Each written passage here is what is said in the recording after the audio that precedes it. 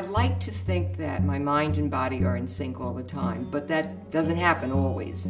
I think nurses really view the mind and the body as quite contiguous, whereas a lot of our thinking in our society, there's a division. I think when you're not completely in sync, for instance, when you're just very busy and you're just like stressed and you feel like, you know, under the weather, your immune system just goes down and your body tells you you need to do something about it.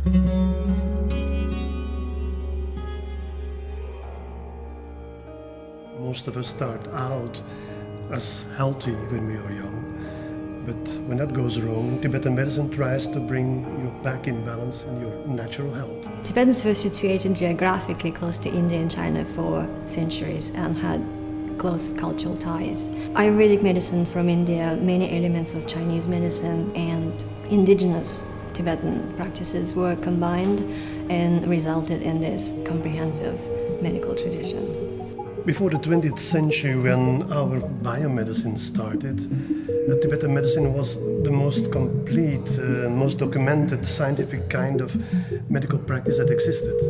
Many of these works of art have rarely been seen in the US, and one of the oldest is the 9th century painting from cave temples at Dunhuan in China.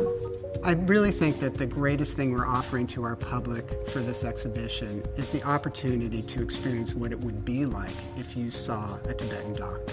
And one of the great ways we're doing that is offering a questionnaire. Because at the core of meeting with a Tibetan doctor is the experience of being actually asked a series of questions, is to understand who you are and what issues you might have in your health.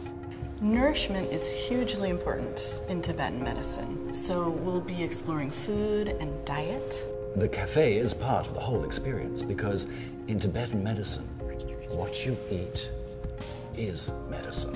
Nourish, Practice, Know is a series of events and workshops that take the conversation further. We're going to practice meditation, but also Tibetan yoga, which very few people know about. Oh, in the living mandala, where you actually get to step inside a painting, we physically emulate the mental processes of engaging and meditating on a mandala. The more engaged you are with the ideas in the exhibition, the more you can reflect on how they might apply to you. I think that this exhibit may be a way to look at myself, look at other people through a different framework. I hope I can learn something that I can start applying in my daily life. Another reason for me to go back to the museum. As we grow older, we become much more concerned with our health. But what the Tibetan doctors would teach us is that it's a lifelong connection.